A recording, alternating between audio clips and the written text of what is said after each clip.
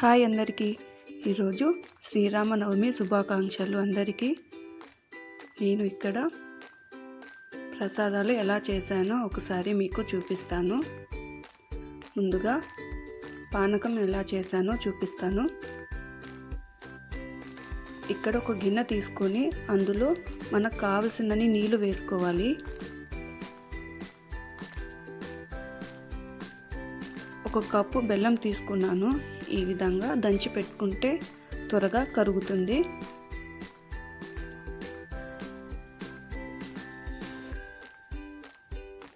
దంచిన 3 మిరియాలను ఇందులో వేసుకున్నాను. అలాగే యాలకుల పొడి కొద్దిగా వేసి ఇలాగ ఒక్కసారి కలుపుకోవాలి. నానబెట్టిన పెసరపప్పు 1 కప్పు తీసుకున్నాను. పచ్చిమిర్చి 2 ఈ విధంగా సన్న కట్ చేసుకోవాలి.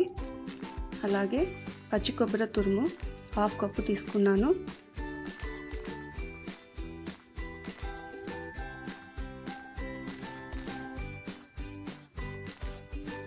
ఒక స్పూన్ సాల్ట్ వేసుకున్నాను. ఈ విధంగా బాగా కలుపుకోవాలి.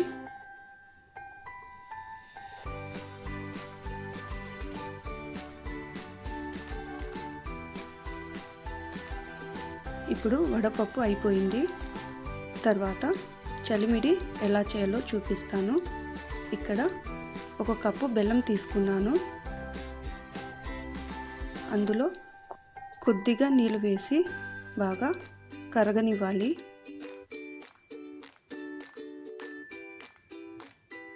ఈ విధంగా రావాలి. తర్వాత 1 స్పూన్ నెయ్యి వేసుకున్నాను. ఇక్కడ నేను బియ్యపిండి 1 కప్పు వరకు తీసుకున్నాను. కొద్దిగా వేసుకోవాలి. ఇలా ఉండలు కట్టకుండా బాగా కలుపుకోవాలి. ఈ విధంగా కొద్దిగా వేసుకుంటూ కొద్దిగా గట్టి పడే వరకు కలుపుకోవాలి.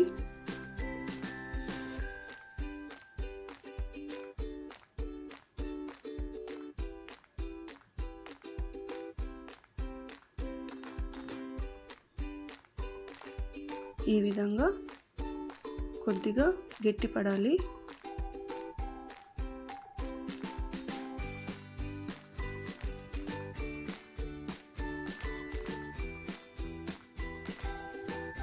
సిమ్లోనే చేయండి.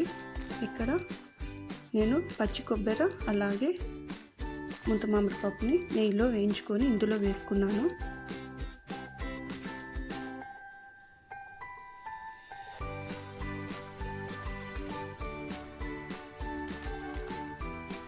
ఈ విధంగా రావాలి. ఇది చల్లారిన తర్వాత కొద్దిగా గట్టి పడుతుంది కాబట్టి ఈ విధంగా ఉంటే సరిపోతుంది. నేనైతే ఇట్లా చేస్తాను. ఒకసారి మీరు కూడా ట్రై చేయండి. అందరికీ శ్రీరామనవమి శుభాకాంక్షలు. మీకు నచ్చితే ఒక లైక్ చేయండి.